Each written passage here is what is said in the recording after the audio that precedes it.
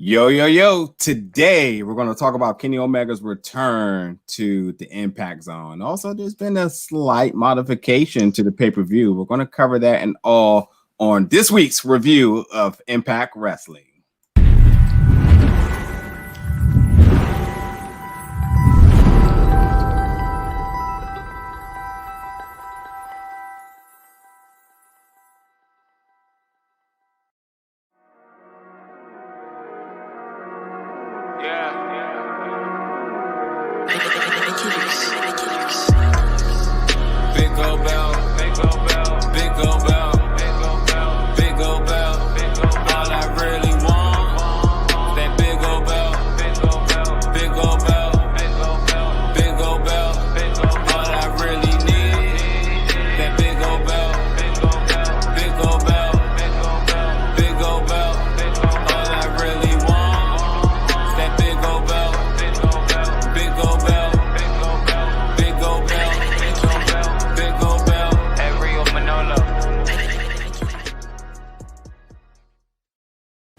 What's up, everybody? It is Nigeria Miranda. We're back this week for our weekly review of Impact Wrestling, where if you have not been following what we're doing now, and our new really revamped design is that each week we're going to tackle the hottest topic during your lunch break. So expect us, depending on wherever you're at in the country, but still moderately around the lunch break time, where we will be talking about the hottest topic that came out of Impact Wrestling this week. Before we go any further, Miranda, how you doing today?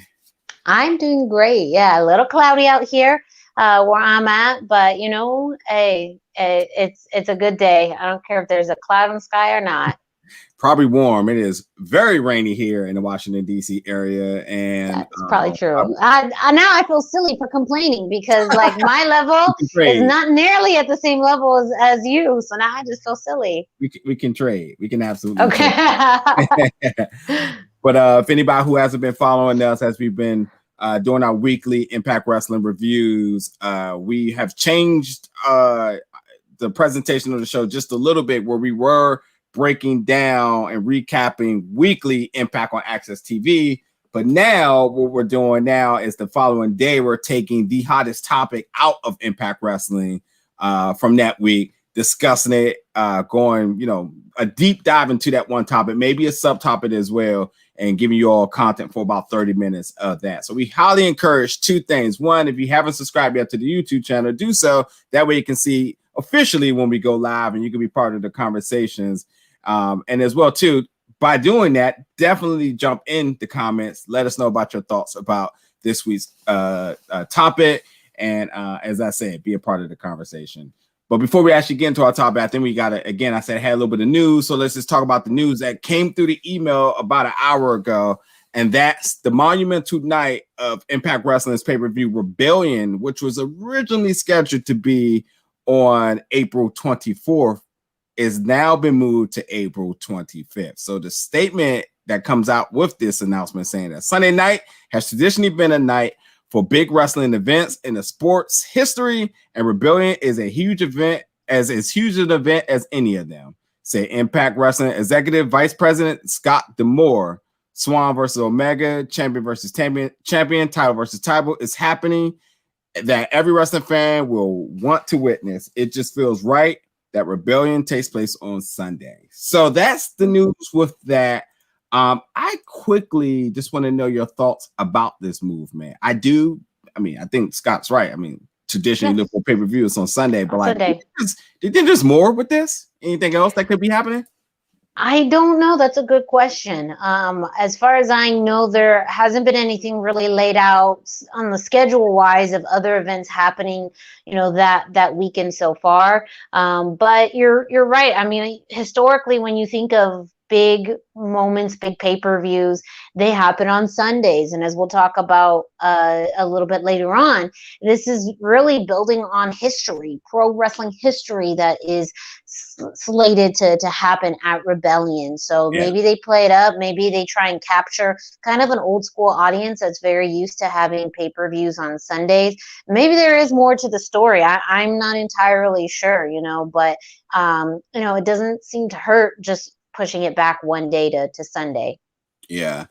I would think with this event being as big as it is, maybe they could be trying to target having an audience. Again, this has already been confirmed in being in Tennessee. And as far as I'm concerned, I don't know about Tennessee lifting their social distancing COVID policy. So it doesn't look like that's actually going to happen, which is unfortunate. But they did announce that there will be Rebellion festivities kicking off that morning as a Rebellion celebration, because the word "sale" is out, which will be a 2-hour virtual fan fest that starts at 11 a.m. Eastern time, 8 a.m. Pacific time, with numerous Impact stars, the Good Brother, Deonna Purrazzo, Ace Austin.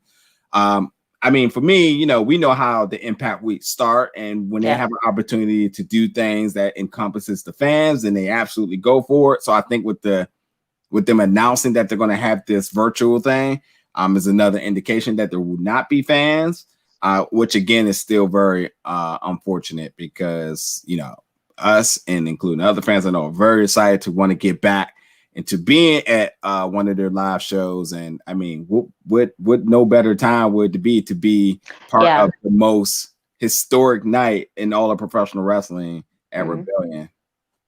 So I don't know. We have to see how it plays out. You know, the world is slowly getting back to normal. Vaccinations are going out.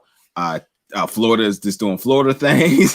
Yeah, I was gonna say. I mean, we joked about it last week. You know, maybe they have most of Rebellion in Tennessee, but then, you know, live stream or do some kind of satellite feed in Florida, where, you know, AEW's been filming and they've been able to have live crowds. So I mean, we've thrown out the ideas. Impact. You take which ideas work for you, but it is one of those things that in the back of your mind you think it's crazy that you're not going to have fans live at one of the most historic matches in both companies' careers, but in all of pro wrestling. You know, two active champions into, you know, North American promotions coming together for a title versus title match. Like, it's kind of insane to think that there's not going to be any live fans there. Yeah. So yesterday on Impact on Access TV, which is on Twitch at 8 p.m.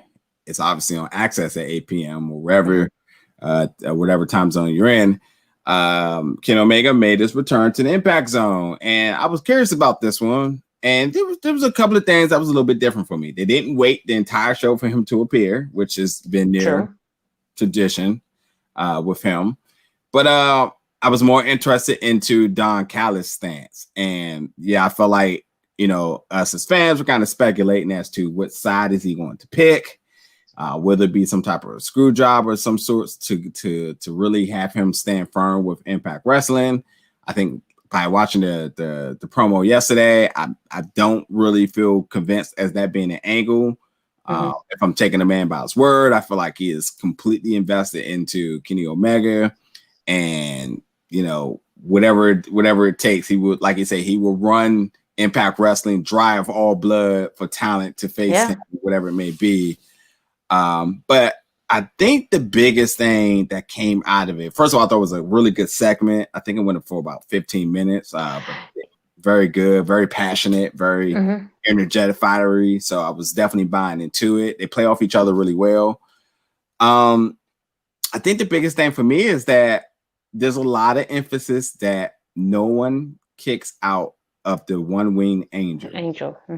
And to me, I keep thinking in the back of my head, and I think, you know, anybody that's listening, definitely let me know if I'm incredibly wrong, but has really nobody really never kicked out of it? I mean, I think that's how finishers should be. But is it true that no one in no promotion ever has ever kicked out of it?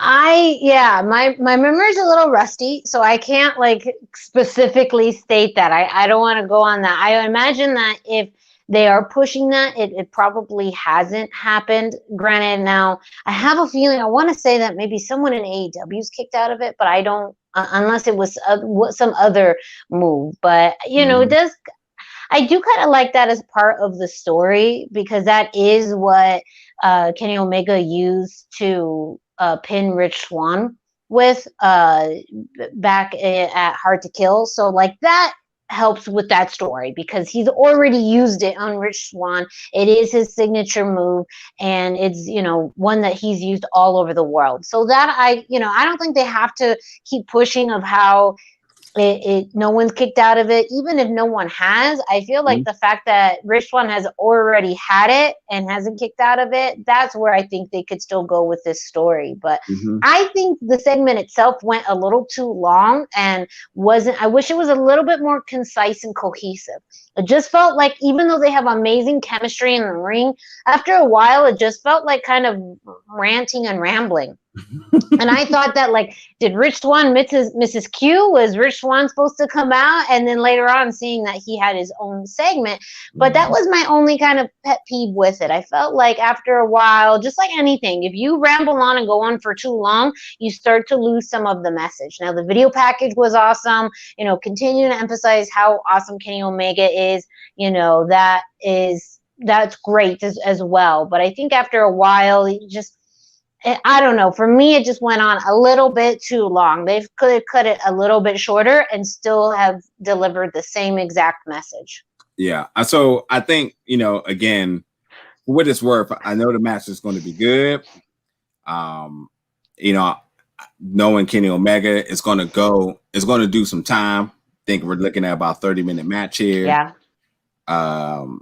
And I know this will absolutely elevate Rich Swann's career. What I'm hoping is that, because no one's giving Rich Swann the time of day, even a glimpse of chance in this, I'm hoping that his what do you call it? What's the word? What's the word when you kind of when you run in second place? Oh, I can't think of the word. It's such an easy word when you, like, the backup person, like whatever the word, compilation prize. Thank you. Yeah, consolation. Yeah, consolation. Thank you. Hopefully his consolation prize isn't there. You didn't win, but you kicked out of the one-wing angel, and I swear. Yes, yeah. I swear. Well, and you kind of they teased this a little bit this week about, what kind of shenanigans could happen, that this is not going to be a clean match one way or another. You had originally speculated maybe Don Callis would, be the person who would somehow turn on Kenny.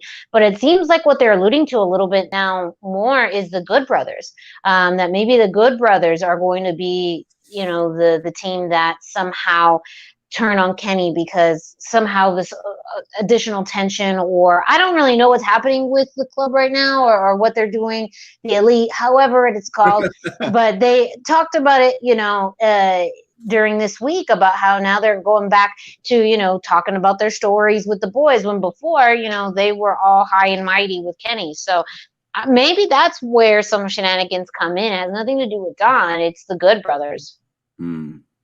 Yeah, as their stake of, like, trying to prove their allegiance with the company. So they're going to go to Japan and get their titles back, or they're going to come back from Japan and get their titles back. And then they'll do the one solid to prove that they are loyal to Empire. Well, and it's not even that. It's just that, hey, where were you, Kenny? When were you when we needed your help? Sometimes it's just that the core human emotion of, we had your back. We've been on AEW television. We've been having your back. Where were you to have ours? Yeah. Again, all of that to me is all like I don't know. Here's my thing. I say it every time. When are we going to see Rich Swann on AEW? Let's really turn up the heat now, and give him the center stage to get out there to do something, run out after. I mean, yeah. Oh man, if what is his name? If Kenta could come out and do a democracy. Right? Yes, absolutely. I mean, there still is time. I do want to commend, I think Rich Swann promo later on in the night was great. That was exactly what he needed to do. Now, I think it was weird, and maybe it's just more of that relationship that Kenny has with Don, but you have the AEW world champion out in the middle of an Impact ring, but yet your Impact world champion cannot go out in the ring and cut a promo. Those little nuances that we've talked about really for weeks, about how the carpet has been rolled out for AEW on Impact Television, and how that seemingly has negatively impacted pun intended, the talent on Impact, especially your world champion. But I do feel like that promo was very, very solid, addressing all of the things that we've talked about. A perpetual underdog, someone who has been doubted his entire career, and someone who has been steadfast as Impact World Champion. And admitting, he's already taken the one-winged angel, but that he is resilient, that he has faced, life or career-ending injuries, broken legs, challengers left and right. That is the Rich Swann that I can get behind. Now, but that's where we need the action behind it, though. You're absolutely right. Talk can be cheap. And if all he does is talk over the next few weeks, then it's going to fall flat. Just having one, and you only need one. You only need one night. If anything, that makes it that much more special. One night where we see Rich Swann face or sneak attack Kenny, or I'm thinking, it seems like on the AEW side, they're setting up Christian Cage to be the next challenger, at least this intermediary. Have him run out, and do something like that. I don't know. It just feels like you're absolutely right. When are we going to see Rich Swann on AEW television? Because that's going to help drive this program to the point it needs to go. Yeah. I mean, also too, I think that creative is taking the easy pass lane on the highway here, because if you just close your eyes and didn't name names, I keep forgetting everybody's name. Eddie Edwards and why is this slipping out of my head? Why am I forgetting everybody's name today? Eddie Edwards. It's that rain. It's the rain. It creates the fogginess. Are you talking about Impact or AEW? Impact. Sammy Callahan. Damn. Sammy. Mm-hmm. If you close your eyes and you didn't name names, you're essentially booking them two in the past. Eddie Edwards, the face of Impact Wrestling, which is why I'm buying more and more into him being a staple into this now. But Sammy Callahan being the master heel that he's always been over all this time, regardless of what company he's from. I mean, the draw, claimed that Impact was his, and everybody watched because of him, and he created tons of controversy. His history, whatever you want to call it, is still there.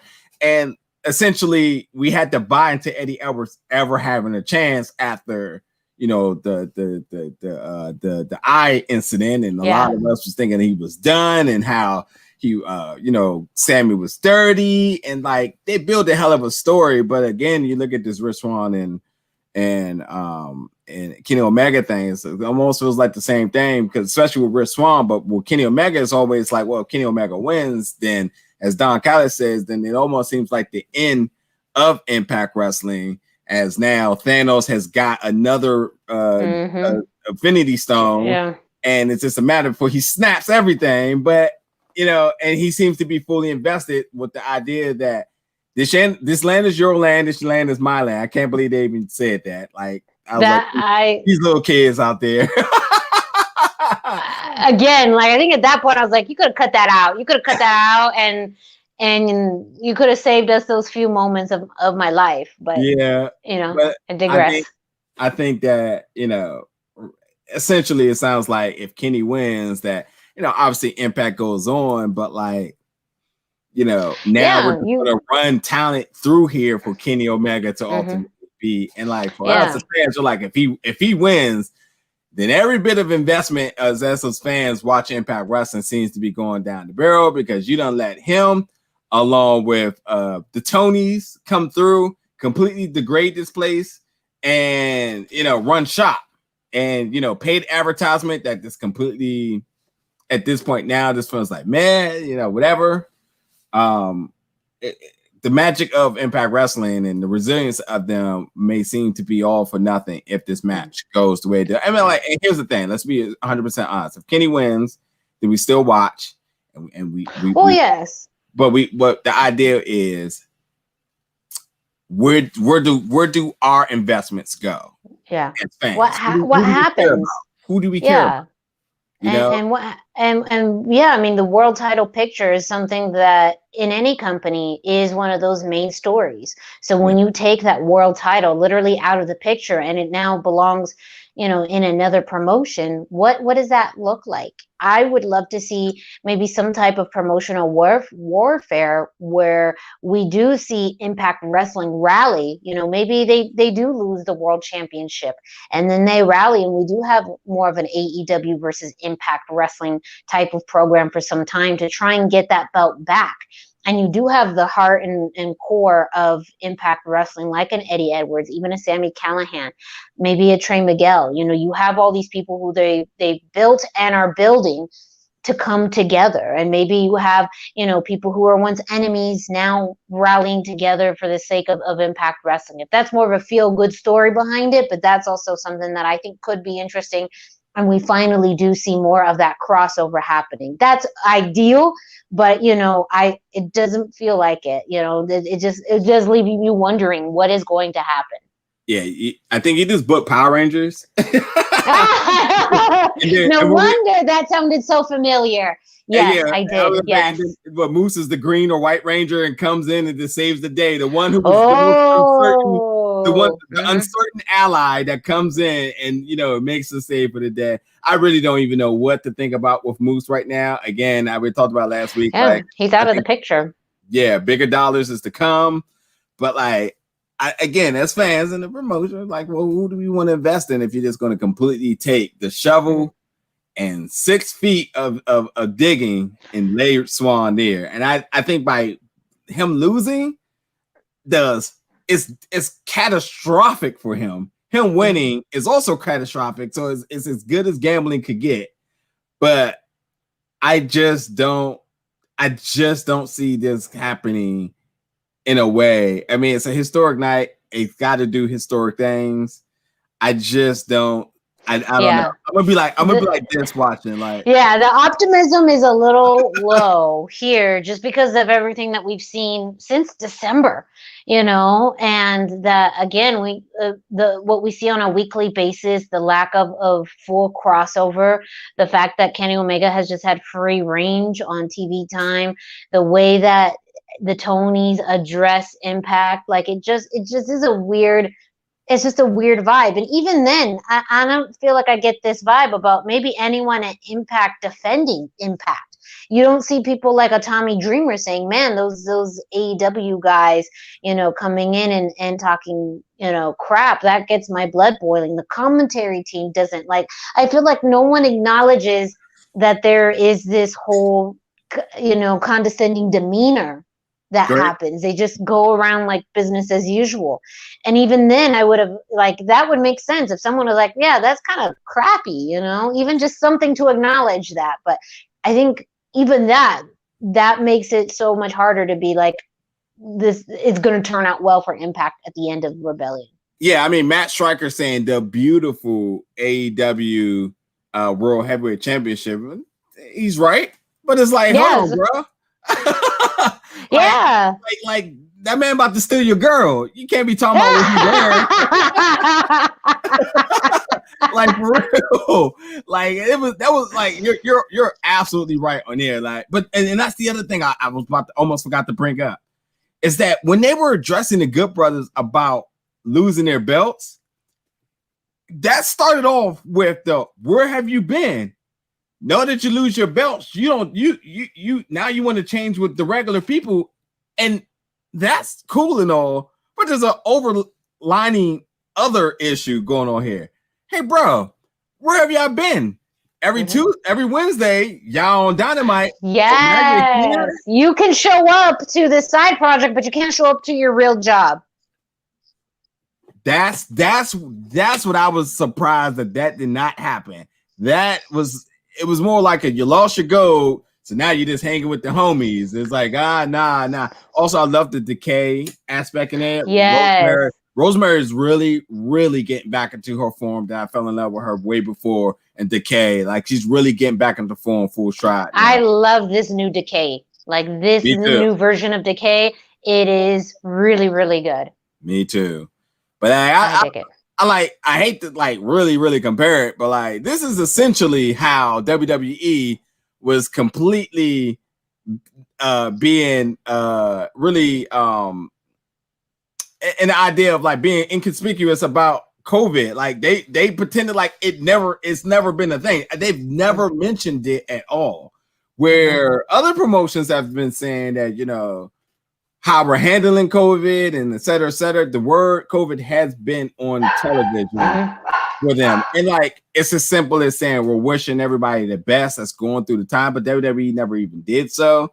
So it was weird to me how Impact has like, there hasn't addressed the idea that, AEW has not even really formally addressed that there's a program going on in Impact that reflects your champion. I mean, even when you're talking about the match that they're having with Matt Sydal, it's to the point where it's just like, I know he has to defend potentially in the future, but you have to remember that you just never know who may actually be your champion going into April 24th because of the different things that you're going on in there. We're like, you know, Impact is like, could be Moose, could be Swann, that's going to fit Kenny Omega. Yeah. I just feel like there's definitely a big line of shade in the middle. It's just like, yeah, we see, but we don't.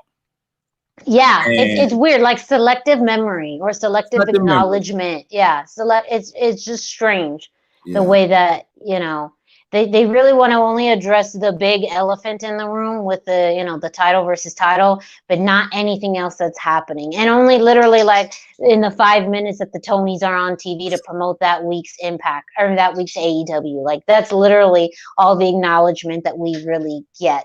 And you know, those companies, especially those two companies, have had a better reputation for acknowledging smart wrestling fans. You know, that's been a frustration that fans have had, that the WWE treats fans, you know, that they're kind of like children or inconsistent storyline continuity. Especially AEW has said, we want to treat fans with the, you know, respect and understanding that they deserve. We know that they know things. So why is that not coming through? Impact's always done it in more of a comical way, you know, see Johnny Swinger. But I feel like if anyone would understand and appreciate fans being smart and wanting to have those connections and that continuity, those two companies would do that and acknowledge that more consistently. Yeah, I mean, Kenny Omega definitely got on. Here's another funny thing, too. So Kenny Omega feels like two different people at times, too. You're all AEW on AEW, but Impact, you're all like the wrestling guy who understands the world of wrestling all around him. So when he started name dropping, you know, him being the best of the best and wanting to collect people, he started naming people from all promotions, and it's like, okay, cool, because we're all aware of these things. Yes, you know, he said Kota Ibushi with New Japan and so on. So it's like, again, it's like if you're trying to talk about history and you're talking about things never being done before, and you're talking about inter-promotional work and so on, and as fans, either you're learning this stuff or you know it, whatever it may be, then it's just like, call it straight. I hate the fact that it's like it's one way on one show, one way on the other. Like, work the program, and that, like, I know for a shadow of a doubt that Swann ain't saying I don't want to go there. He's you know, like, he's not like, why would I go there? That doesn't make I don't know who's setting this up and how they're doing it, and it just, there's certain things that just are not quite making sense. And again, I think we come here, we really have been, you know, over the past month, really, and just saying, man, Impact's getting the short end of the stick, and we don't want that. So hopefully something comes out over the next few weeks, whether it's the Road to Rebellion or the end of Rebellion. But I have a feeling we're going to keep on coming back for the next few weeks and keep saying Impact is getting the short end of the stick. Yeah. And you know what, man? I'm hoping for a happy ending here. I'm hoping for the best Disney story of all time here. The Beauty and the Beast, Aladdin, all of that all together. We're all turmoil, all results into something positive. And, you know, we'll just have to see how it goes. Again, Rebellion has been moved now from Saturday night of April 24th to now April 25th on Sunday for this historic night. We will be keeping our eyes out as events unfold for the Rich Swann versus Kenny Omega champion versus champion title for title. Historic match where eventually only one will come out with all the gold. And I'm rooting for the homie Swann here, and we'll see how it happens. An invisible ultimate underdog story. You know, that would really be the shock of the decade. Yeah, really. I'm Don Callis to pull a Nebula and decide that she not messing with Thanos like that, and she you know, it could. There's something I found, you know, Don Callis' interaction with Sami Callihan very interesting this week. You know, there's so many tie-ins. Again, it could be the Good Brothers that do it, you know, and not Don Callis. Yeah. I do like how they're playing up. It could be anybody or anything. Yeah. And I'd be okay if they continue to develop that side of the story, that you really at one point don't know whose allegiance and alliance is with whom. And that could be an interesting part of it too, because then that means you don't know who could be in turn trying to support Rich or who's there to help Kenny. Yeah. Yeah. Well, anyway, folks, that's going to do it this week. Again, we'll be back each week, Wednesdays, lunchtime. We're doing lunchtime. You never know. It's going to be randomly because, again, we're still, I mean, we pretty much got our range, but so you know exactly when we're going to be going live and be a part of the show. Hit that subscribe button, hit that notification button. As the YouTubers all say, smash the like and et cetera, et cetera, et cetera. But essentially, it's just for you to know when we're going live so you can be part of these conversations with us.